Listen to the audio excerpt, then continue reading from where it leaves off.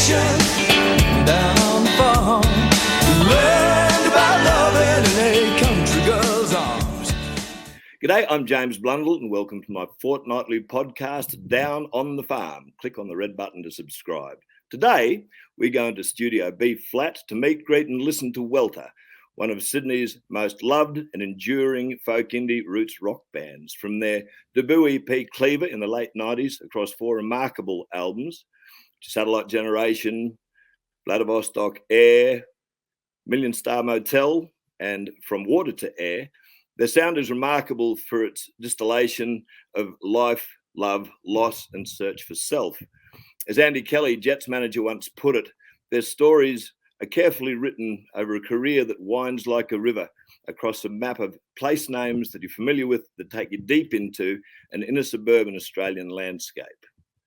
We'll hear Welter distilled and unplugged down to its essence of primary songwriter and singer Elliott Weston and the prince of the paradiddle, drummer Dave Williams. So welcome to Down on the Farm, Elle and Dave.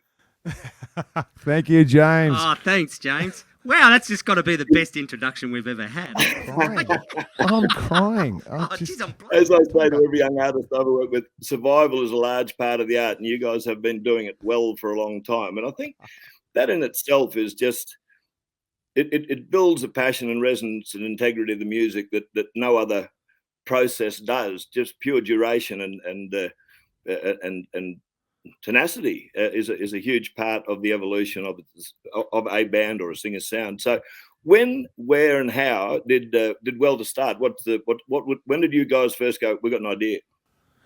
I first came across Dave Williams when I ended up in his flat in Bondi, and I was playing in another band, and my drummer was called back to home in New Zealand, and I said, Dave, do you mind filling in for a few gigs? And he said, yeah, sure. So we sort of got the guitar out, and around the kitchen table at Bondi, he went, gee, these songs are good. And unfortunately or fortunately, Paris, my previous drummer, didn't come back from New Zealand, and lo and behold, Welter started from that moment.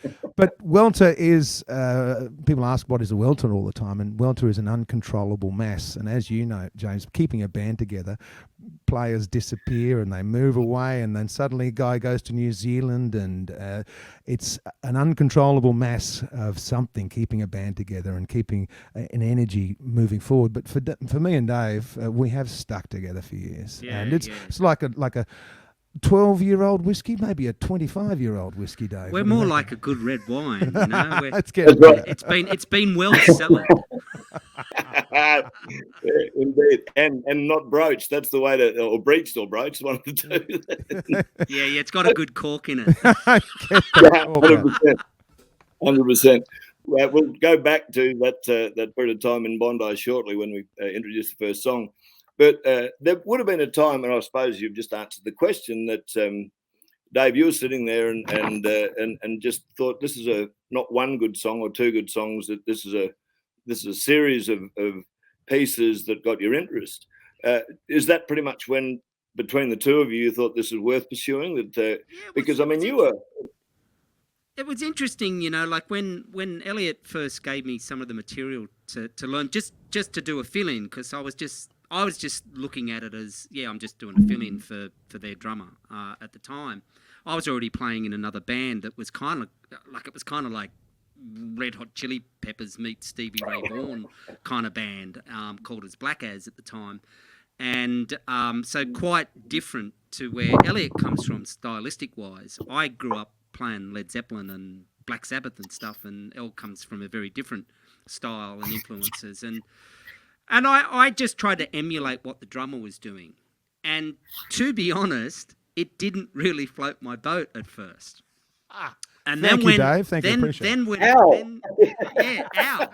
But Elle knows this story. But when the drummer couldn't return, and Elle was saying, look, I've got a series of gigs, and, you know, look, do you want to come up and do a few more?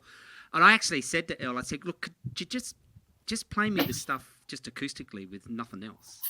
That's actually when I actually heard the magic, you know, because I think like any song, any really great song works at its most basic form. And when I heard the song stripped apart at at their most basic form, that's when I heard the bigger picture. And that's when I had the aha moment. And we got into the studio. We got into the studio with the bass player, Scrivener, Jeremy Scrivener. And I remember when we played the song Zoo Train, which is off Cleaver, that was it for me. We started playing Zoo Train because I'd said to Elliott, I want to play what I hear. And that song just went to another level. And it was kind of the end of that rehearsal. We went, yeah, I think we're onto something here. And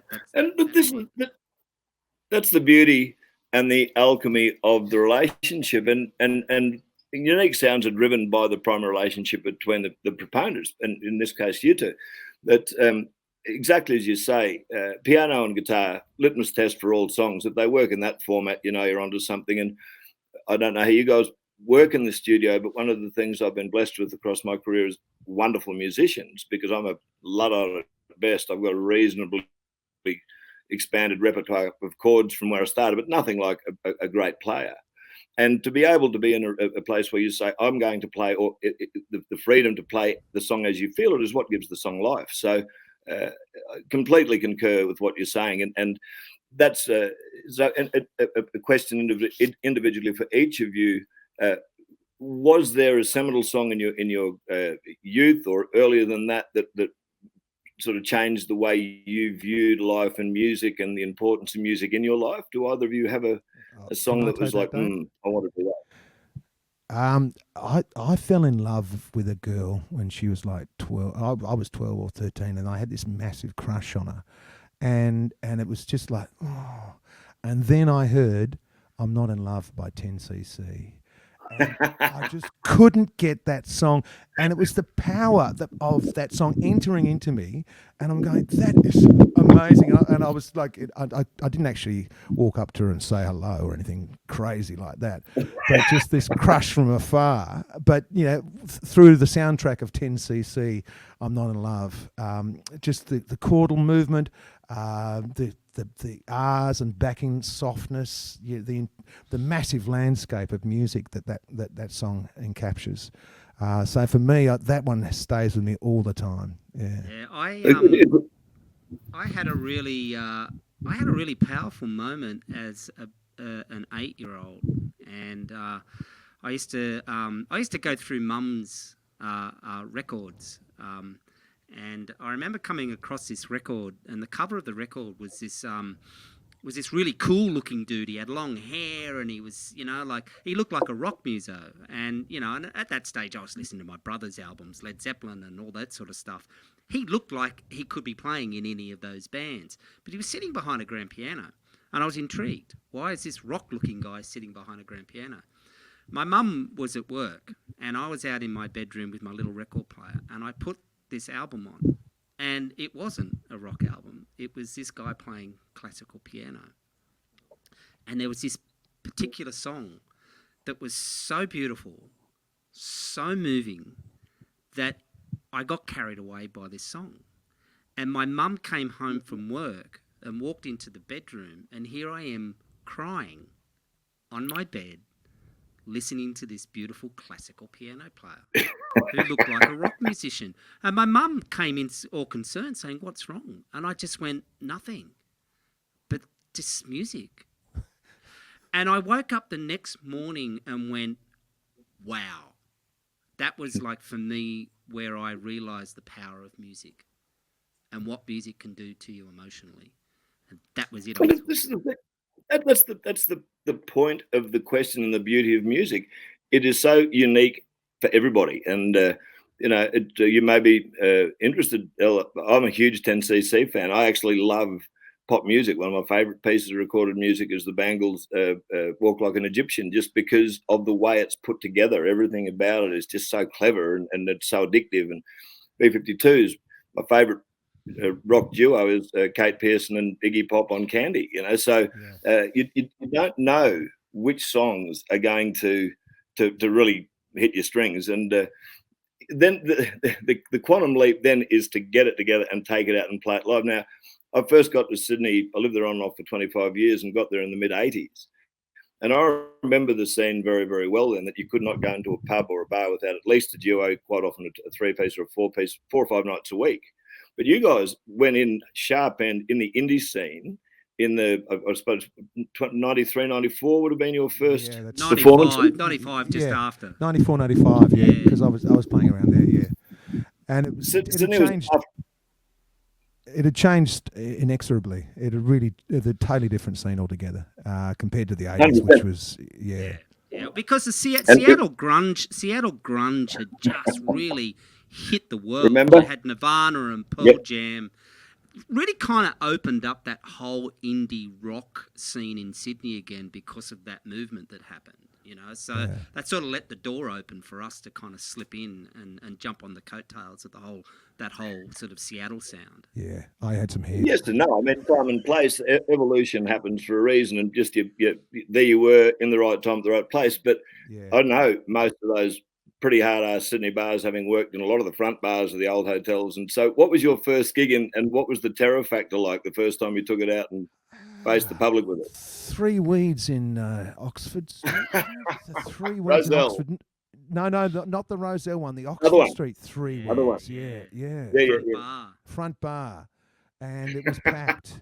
Absolutely packed, and I don't think I had my Fender Twin at the time, so I was trying to turn it up as loud as possible. Yeah. But we had a tiny PA, and I was blowing my vocals out every time. And that would have still been under the label the Wellfrogs. Yeah, old band name. So anyway, but yeah, that pub used to rock, and then we used to play the Excelsior in Surrey Hills as well a lot. That was our sort of home base, and. We in the summertime, the front bar of the Excelsior was so hot we could make it rain. We could make it rain inside. There's a song. It's raining inside. Well, we've managed to get a little bit of that into a song called Tank Stream. Yeah, that's right. The raining from the roof. Yeah. I love it. Look, music is what we're here for. When I first heard the song with. Walking back to Bondi, I was just saying before we went to air, for want of a better word, that it really resonated personally because in the midst of my first separation, I spent 12 months living in an incredible musical house in Bonnecourt Avenue with a wonderful piano player called Charlie Cole and an incredible drummer called Mark Meyer. And we had a lot of fun. And when the lyric came up, walking back to Bondi, drunk and stoned, I thought, he's reading my mail. This guy, and it's those moments as a listener that you just. That's where music does what it. We're so fortunate to create it and deliver it that quite often you forget what happens to the consumer, which is you. Two things happen. You feel a little less lonely because you know other people are going through the same stuff, but it literally validates a period of time of your life. And I've always been fascinated. That music is apparently a bigger trigger than both visual or olfactory recall.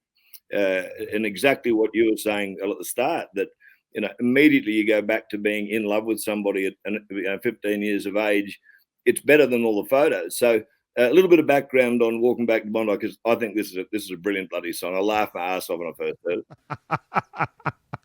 Okay, so I ended up on the couch at Dave's place. Bit of a nasty breakup. You know that feeling, of course, James. Yeah. And I was literally. This is before we actually started playing the song, and so it's sort of like a falling in love song again. So I was seeing this other girl, and it was kind of there. Not really. I don't think it went anywhere, in fact. But she came up. She inspired a fantastic lyric. "Skin against skin is a beautiful, beautiful thing." Yes, and it's kind of a healing song too. You get around and write songs for many reasons, and so I think I was moving on from a nasty breakup, and this is part of that song, and that's why this song has endured. I think because I literally enjoy playing the song every time I touch it. Yeah. I think so. Yeah, it's one of those Welter Foundation songs. I think yeah.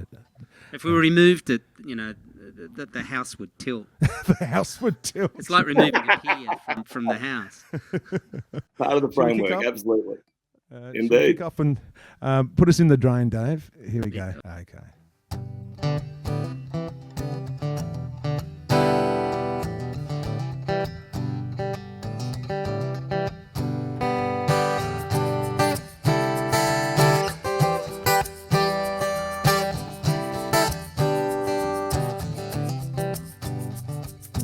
Joined a line called loneliness. Tried to forget your name. Drunk a drink on happiness. It don't taste the same. I'm walking back to Bondi, cold and alone. I'm walking back to Bondi, I'm drunk and I'm stoned. City's going crazy, plans coming down. I'm walking back to Bondi, gonna greet the sun. Greet the sun.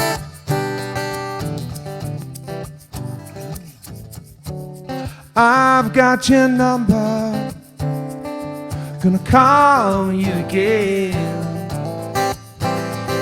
'Cause skin against skin is a beautiful, beautiful day. Beautiful, beautiful. We can fall together, we can fall apart. If I don't deliver, my bloody wounded heart, I'm walking back to Bondi. We've made love and cried. I'm walking back to Bondi, way down inside. You could feel the sorrow, the steel of my touch. I'm walking back to Bondi, 'cause the pain was too much. Too much.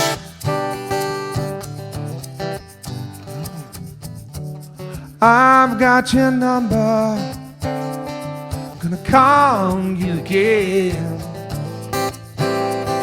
'Cause skin against skin is a beautiful, beautiful day. Beautiful, beautiful. 5 years our eyes meet, and your face the white sheet. We lay down and made love upon, and that's all gone, all gone.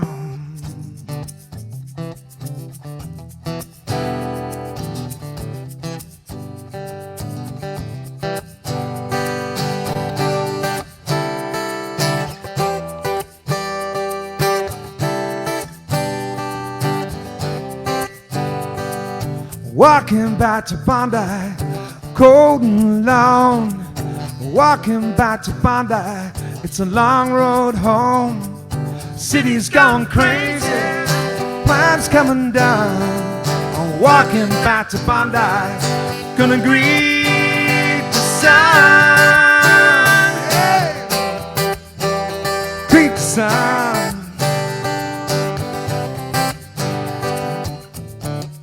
I've got your number, gonna call you again and again. 'Cause skin against skin is a beautiful, beautiful day. Beautiful, beautiful. 'Cause skin against skin is a beautiful, beautiful day. Beautiful, beautiful. 'Cause skin against skin is a beautiful, beautiful day.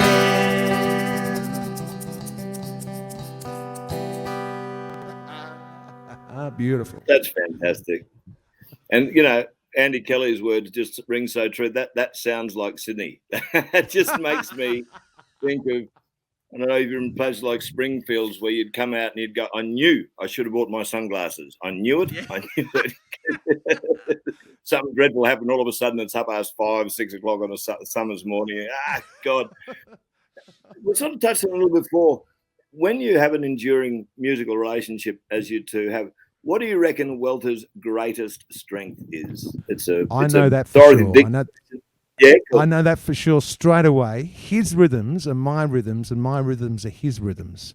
And I mean, before I met Dave, I used to busk and I toured around busking around the world and all by myself, and it was all about my rhythms being and I get pretty excitable, I must admit. So, but as soon as I met somebody who said like, "Hey, this is the way," and working with a drummer over and over and over again, I know what he's up to, and he knows what I'm up to.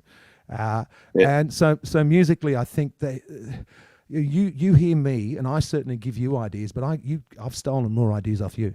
I think so. Look, it's interesting, you know, because I think we put songs together because we have had a turnstile of musicians over the past 20 odd years. So foundational wise, it's Elliott and I generally first arrange a song together before we take it to any of the other musicians. Yep. Most of the times.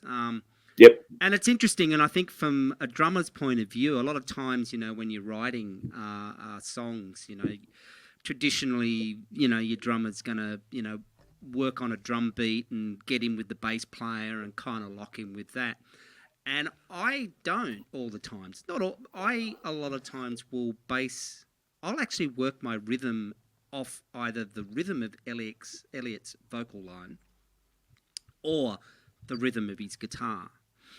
And then we actually like our bass player not all the times to lock in with the drums, you know, because if he locks in with the drums and it's bass and the drums now playing with the rhythm of the guitar.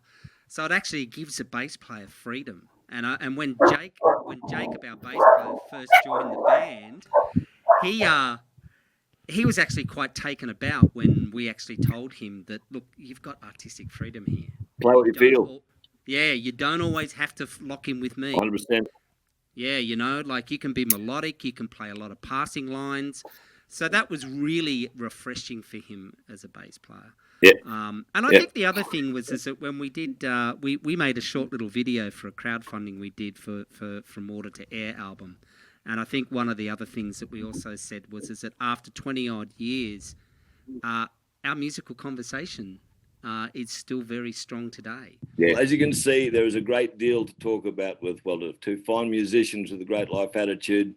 I'm thoroughly enjoying the interview, but we'll be back with part 2 in 2 weeks' time. In the meantime, thank you to our major sponsors, Aussie Legends Hemp, Stylish Outback Clothing, and the Granite Belt Brewery. Click the red button to subscribe down on the Farmers on the Punktured Media YouTube channel. And we'll see you again in 2 weeks' time.